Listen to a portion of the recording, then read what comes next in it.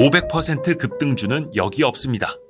수익을 리딩해줄 사람도 없습니다. 그냥 물고기를 잡아주면 좋을 텐데 자꾸 물고기 잡는 방법을 배우라고 합니다. 여기는 그런 곳입니다. 전쟁터 같은 시장에서 살아남기 위해 스스로를 강하게 만들려는 사람들, 계좌에서 실시간으로 변하는 수익률보다 장기간 꾸준히 성장하는 자신의 모습을 사랑하는 사람들, 현명한 투자자들이 모인 공간, 와이즈 클럽. 지금 함께 하시죠. 고정 댓글에서 확인하세요. 삼성전자 같은 경우도 보면 실적이 굉장히 좋은 상태거든요. 이런 상태에서 내가 샀는데 올해 주가가 빠지잖아요. 그러면 이런 사이클이 있는 반도체 산업은 어떻게 투자해야 될 거냐?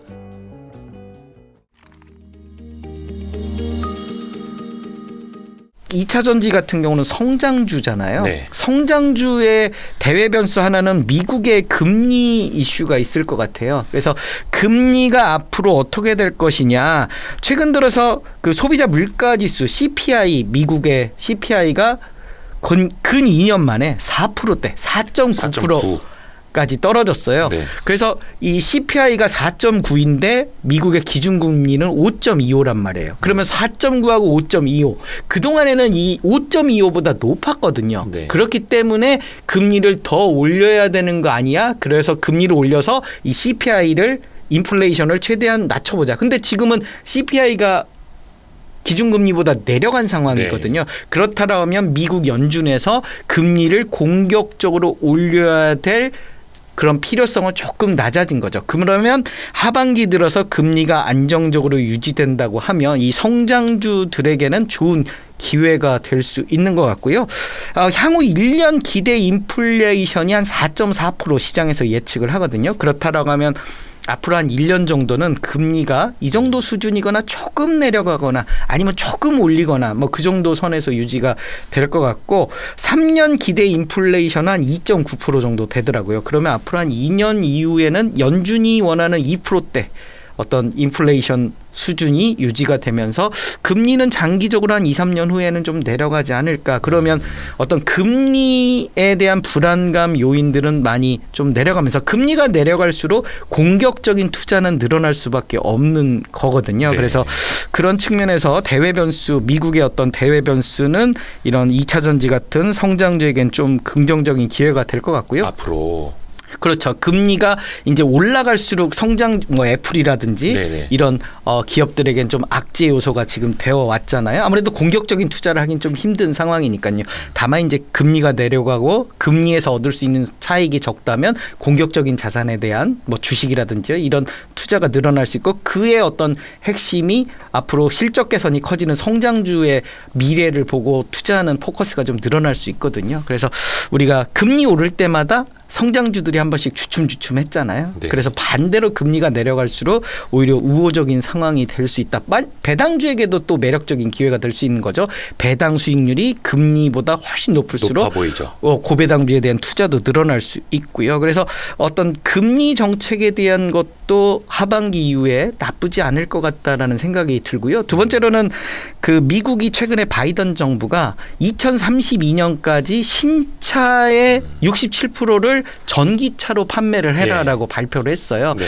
그러면 그 세 대 중에 2대는 전기차로 팔아야 되는데 작년도 미국의 그 전기차 판매 비중을 보면 약 6% 정도 되거든요. 100대 중에 6대만 전기차로 팔았어요. 네. 그러면 9년 후에는 67%니까 11%의 11배의 판매가 늘어나야 되는 거죠. 네. 지금 미국에서 지난해 전기차 빅3의 점유율을 보면요. 테슬라가 한 65%되고요. 네. 포드가 7.6%, 현대 기아차가 7.1%, 3등 정도 하고 있거든요. 이 비중대로 간다고 하더라도 어찌됐든 시장은 11배가 커져야 된다는 거죠. 그렇다라고 하면 기회의 땅이 될 수 있는 그런 미국의 정책적인 변수들이 있는 거죠. 또 2035년이면 탄소 제로 시장을 만들겠다. 세상을 만들겠다. 탄소 제로라는 것은 더 이상 가솔린 신차를 팔지 마라라는 그런 어떤 선언들이거든요. 네. 유럽이나 뭐 미국, 중국 다 이렇게 발표들을 했고 우리나라도 발표를 했거든요.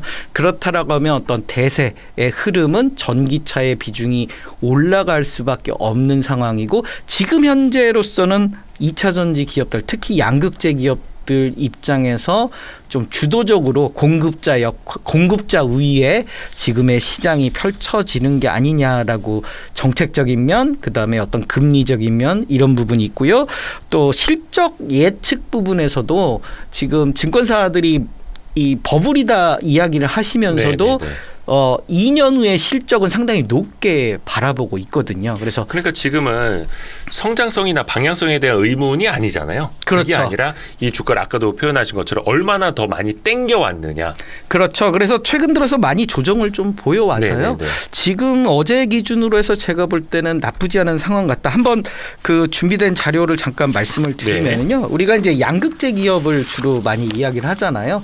양극재가 2차 전지에서 차지하는 비중이 한 40에서 45% 정도의 비용을 차지를 해요. 네. 그래서 절대적인 비용 측면이나 또 기능 측면에서 얼마나 멀리 갈 수 있느냐가 하나의 키예요. 충전을 빠르게 하고 멀리 갈 수 있느냐. 그 기능을 담당하는 게 결국 양극재고 중국께 좋은 거냐 우리께 좋은 거냐 뭐 이런 경쟁을 하고 네. 있는데요. 다행히 이제 미국 정부에서 IRA를 통해서 중국에 대한 좀 배제 이런 네. 부분들을 하기 때문에 우리나라의 반사이익 그런 부분들이 1분기에 좀 호재로 작용을 했는데 우리가 이게 네이버 증권에 나오는 실적 예측치예요. 컨센서스. 네, 그래서 컨센서스 화면을 보면 네. 뭐 나오는 건데요. 물론 지금 보여지는 실적이 조금 기대치에 못 미치는 경우들도 있고 뭐 그럴 수는 있지만 네. 이 실적 예측치만을 갖고 바라봤을 때 에코프로비엠 같은 경우에는 매출액이 지금 작년 기준으로 5조 정도인데 2025년이면 16조, 당기순이익 기준으로는 2,300억인데 7,400억까지 늘어난다고 예측을 하거든요. 2022년에서 25년 사이에. 그렇죠. 예. 그리고 LNF 같은 경우는 3조 8천억 정도 매출액이 일어났는데요. 13조 7천억 정도의 매출액. 당기순이익은 2,600억대에서 7,100억대. 그리고 포스코 퓨처엠은 3조 3천억대에서 12조 900억대. 당기순이익은 1,100억대에서 7,700억대까지 이렇게 증가한다. 표로 이렇게 보여지시는 것처럼 되어 있는데요. 네. 그래서 이제 어찌 됐든 2025년이 되면 이 세 개의 기업의 당기순이익 전망치가 7천억대로 엇비슷해지는 상황이 돼요. 그런데 이제 시가총액을 보면 에코프로비엠은 21조, LNF는 8조, 그리고 포스코 퓨처엠은 23조 네. 정도 돼요. 네. 우리가 두 가지 중요한 팩트를 확인하게 된 거예요. 2025년의 실적 예측치 그리고 현재 시가총액 이 두 개가 있으면 2025년 기준 PER을 계산할 수 있는 거죠. 그렇죠. PER은 시가총액을 당기순이익으로 나누는 건데요. 이 당기순이익 몇 년치를 가지고 시가총액만큼의 투자금을 회수할 수 있는 건가? 그러니까 21조의 시가총액인데 2022년 실적 2,300억이면 90배 이상.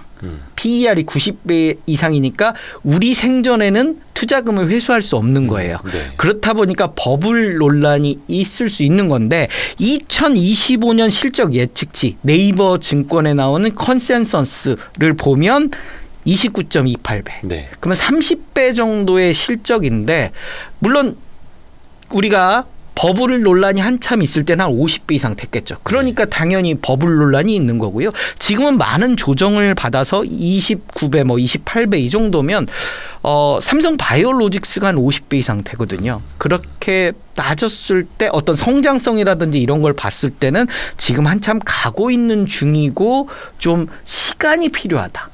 그러니까 실적이 눈높이가 그만큼 올라왔을 때 우리가 PER을 얘기하면 내년 이맘때쯤이면 2026년에 실적이 나올 거고 2026년 실적이 지금 더 좋다라고 하면 이 PER은 높은 게 아니다라고 생각할 수도 있거든요. 그렇죠. 그래서 그래서 주가는 어떻게 보면 이제 성장세를 그렇죠. 보여주는 성장률의 함수라고. 그래서 저의 투자 원칙은 일단 네이버 증권에 나와 있는 쉽게 우리가 찾을 수 있는 그 팩트를 찾고요. 그다음에 최근 나온 증권사 리포트를 보조로 또 씁니다. 그래서 증권사 리포트를 보면서 이 네이버 증권에 나온 것과 최신 리포트의 어떤 트렌드를 봐서 어느 정도 좀 이 트렌드가 가고 있느냐. 그래서 증권사의 리서치 자료를 주기적으로 체크하는, 다른 거 볼 필요 없어요. 실적만 찾아서 미래의 실적이 계속 업데이트 되는데 어떻게 변화가는 건가. 그래서 저 같은 경우는 실적이 트렌드가 꺾여버리면 이제 매도를 좀 저울질 하고요. 이 실적 성장세가 꾸준하게 계속 올라간다고 하면 긴 호흡으로 2년이든 3년이든 버텨보는 거죠. 왜냐? 앞으로 갈수록 벌이는 더 좋아지니까. 그렇다면 지금의 버블은 시간이 해결해 줄 거다. 테슬라와 삼성전자도 한때는 고평가 논란에서 자유롭지 않았거든요. 네. 이렇게 비싼 주식이. 하지만 실적이 계속 올라가면서 그 눈높이는 계속 이 실적과 맞춰가는 거거든요. 그래서 어찌됐든 에코프로비엠은 지금 2025년 실적 기준으로 29배, LNF는 11.8배, 포스코 퓨처엠은 30배 정도 나와 있거든요. 지금 1분기 실적이 조금 기대에 못 미치는 기업들도 있지만 이 네이버 증권의 2, 3년 후의 실적 기준으로 보면 LNF가 조금 저평가되어 있다. 저는 이렇게 좀 판단을 하고요. 여기서 한꺼풀만 좀 더 들어가서 여쭤봐도 될까요? 네네. 사실 그 밸류에이션이라는 건 그 기업의 경쟁력이라든지 네네. 또 실적의 성장세라든지 경쟁 상황, 고객사의 성장상 여러 가지가 이제 반영되어 있는 지표잖아요. 그래서 혹자들은 고평가되는 기업들은 고평가 받을 만한 이유가 있는 거다. 저평가 받는 기업들은 저평가 받을 수밖에 없는 이유가 있는 거다라고도 하고, 그게 또 해소가 돼야 재평가를 받을 수 있는 건데, 그런 측면에서 본다면 조금 더 복잡하게 들어가야 되지 않나요? 일단 저는 이제 개인 투자자 입장에서 이 책을 쓰고 설명을 드리는 거고요. 개인 투자자 입장에서 보다 복잡하게, 예를 들면 재무제표도 예를 들면 더 깊이 보고요. 네. 가령 예를 들면 영업이익과 영업 외 이익의 그 주된 이유와 뭐 지분법 투자라든지요, 연결 재무제표라든지 뭐 이런 다양한 요소들을 체크할 수 있으면 더없이 좋고요. 그 대외 변수들, 그리고 어떤 공시 자료라든지 그다음에 증권사 리포트를 다 보면 너무 좋겠지만 네. 수많은 종목이 있고 그걸 일일이 볼 정도의 에너지를 가진 투자자는 100명 중에 10명이 채 안 될 거예요. 아, 그럼요. 한 네, 5명만 돼도 상당히 많은 건데, 그러면 나머지 95명의 투자자들은 짧은 시간에 그나마 나만의 생각을 가질 수 있는 그런 방법들, 그거를 되게 단순화시켜야 계속 지루하지 않고 꾸준하게 분석을 하는데, 네. 이거라도 최소한 분석을 하자라는 게 제가 이제 아하. 실적 개선인 거고, 그렇죠. 여기에 플러스 알파를 더하면 더할수록 너무 좋은 거죠. 한 가지 예를 들면 네. 우리가 2차 전지주라고 다 오를 것 같지만 네. 에코프로비엠, 양극재 기업과 솔브레인이라는 분리막 기업의 주가 차트를 보면 최근 트렌드를 보면 많이 달라요. 왜냐? 에코프로비엠 같은 경우는 2,300억의 당기순이익이 2025년이면 7,400억인데 네. 솔브레인 같은 경우는 1,600억이던 작년의 당기순이익이 2025년에 2,200억. 그러면 그 증가 속도가 떨어지네요. 현격하게 확실히. 좀 그렇죠. 떨어지거든요. 그러다 보니까 이 2차 전지 이 시장에서 상대적으로 솔브레인이 좀 안타깝지만 좀 소외가 되는 거예요. 그러니까 네. 강력하게 오르는 실적 개선 기업들이 그만큼 실적이 오르는 거고요. 실적 예측치가 강하지 못하면 이런 2차 전지 그 상황에서 나홀로 좀 소외되는 그런 상황들이 오는 거죠. 어찌됐든 실적이라는 강력한 모멘텀이 주가 상승의 하나의 강력한 예시가 될 수 또 있다. 못 찾으시는 거예요? 우리가 이제 그 삼성 바이오로직스하고 SK 바이오사이언스 둘 다 바이오 기업이거든요. 네. 그런데 주가가 왜 차이가 났느냐, 이걸 한번 체크를 해볼 필요가 있는데요. 삼성 바이오로직스 같은 경우는 우리가 2019년도 말에 당기순이익이 496억이에요. 그런데 2022년 들어가면서 7,900억까지 늘어났거든요. 그런 부분들이 주가 상승의 꾸준한 모멘텀이 되어 왔고요.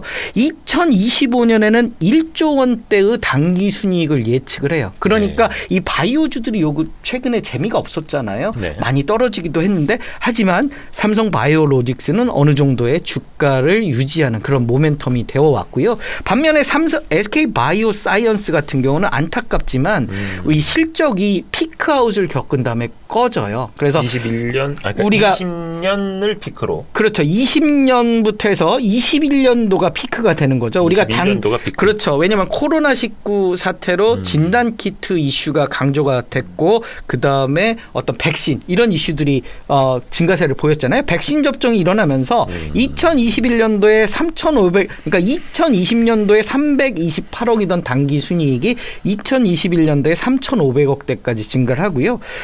하지만 그 시점을 기점으로 해서 2022년에는 1,200억대, 올해는 450억대로 이렇게 당기 순이익이 뚝 떨어지다 보니까 주가가 이런 흐름을 이렇게 조정을 보이는 흐름을 보이거든요. 왜냐? 실적이 꺾여버리니까 기대치가 낮으니까 그만큼 그렇죠. 주가 상승을 할 수 없는 모멘텀이 될 수밖에 없는 거죠. 그래서 우리가 이왕이면 실적이 꺾이는 기업보다는 실적이 이렇게 올라가는 기업 중심으로 집중을 하고 그 실적 예측치가 틀릴 수도 있다. 다만 그럼요. 트렌드 자체는 우리가 보자는 거죠. 트렌드가 이렇게 올라가는 기업 중심으로 접근을 하는 게 장기적인 관점에서. 그래서 실적을 우리가 주의해야 될 게 지금 실적에 너무 집중을 해요.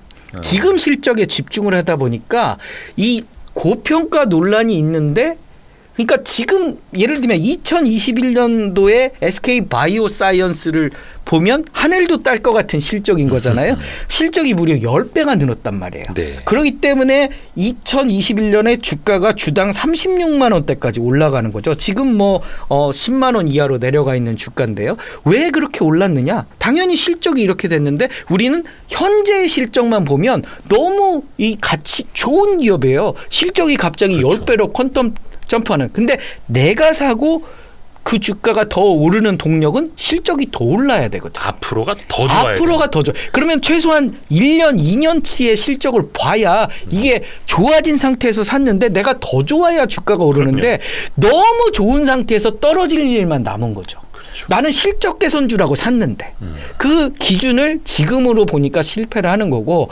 2년 후나 3년 후의 실적을 2021년도에도 예측을 할 수 있었다는 거예요. 그래서 실적이 그 당시에 꺾인다는 상황이 있었기 때문에 굳이 공격적으로 들어가야 되느냐. 실적 피크아웃을 주의해야 된다는 거죠. 삼성전자 예를 하나 들어볼까요? 네. 삼성전자 특히나 이제 메모리 반도체 쪽에서 사이클 크게 타는 기업이니까. 네. 야. 우리가 삼성전자 같은 경우도 보면 네.